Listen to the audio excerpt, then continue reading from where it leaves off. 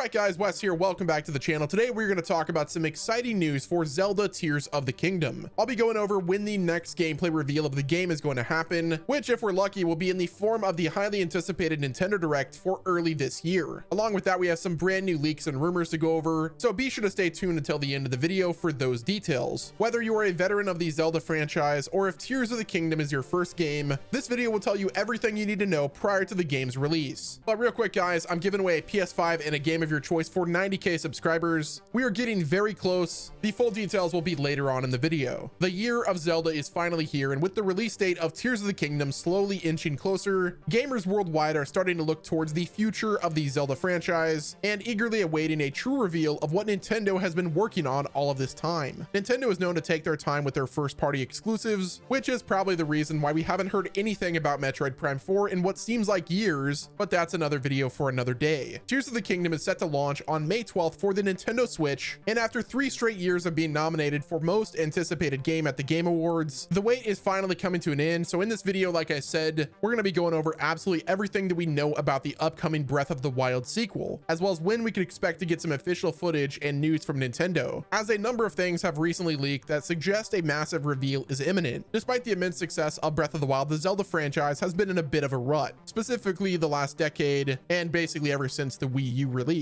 The games have been good, even great in my opinion, but Nintendo's frantic handling of the IP has caused a fair amount of drama. Development of the Breath of the Wild game started in 2011 for the Wii U, and the reports even stated that the prototype was completely 2D instead of the 3D open world game that we ended up getting. Obviously, things changed immensely with the game's development, and it eventually launched as a launch title for the Switch in 2017, with it being a cross-generation title with the Wii U, since Breath of the Wild originally was supposed to be a Wii U game. Despite the development drama and some minor technical issues, Breath of the Wild is widely seen as one of the greatest video games of all time and has sold almost 30 million copies, making it by far the best-selling game in the Zelda franchise and around the 25th best-selling video games of all time. Breath of the Wild's immense success can be mainly attributed to its merging of modern open-world sandbox gameplay with the old-school design philosophy of classic Zelda games, all topped off with a unique art style that's as beautiful as it is timeless. Since Breath of the Wild's launch though, the Zelda franchise has been kind of up and down. In 2019, there was an excellent remake of Zelda's Link's Awakening, but in 2021, there was a rather underwhelming release of Zelda Skyward Sword, but they allowed us to use a Pro Controller, which I think was a win. 2020 also brought us the Hyrule Warriors Age of Calamity game, which was a prequel to Breath of the Wild. Now, I am personally not a fan of the warrior style gameplay, so I just watched the movie on YouTube. There was also some performance issues with Hyrule Warriors that kind of took me out of the game personally. For some reason, my Switch just personally would not run the game. The FPS drops for me were just unplayable, so I kind of opted out of that experience. But needless to say, Nintendo has been putting all of their eggs in the basket of Tears of the Kingdom, and frankly, if the game ends up being as half as good as Breath of the Wild, the last few years will be completely forgiven. Zelda Tears of the Kingdom reportedly entered development in 2017, almost immediately after Zelda Breath of the Wild went gold. Nintendo didn't announce the game until E3 2019, but mostly kept the news to themselves as to what it would be like, other than a direct sequel to Breath of the Wild. Reports have stated that the game initially came from an idea to get more mileage out of some unused assets and ideas for Breath of the Wild's DLC, while other reports have claimed that the game wasn't originally going to be a Breath of the Wild sequel at all, but ultimately that doesn't really matter as long as the final product is good. Following the 2019 reveal, Nintendo held on to official news until E3 2021, where they confirmed that the game would release in 2022, but that obviously didn't end up happening.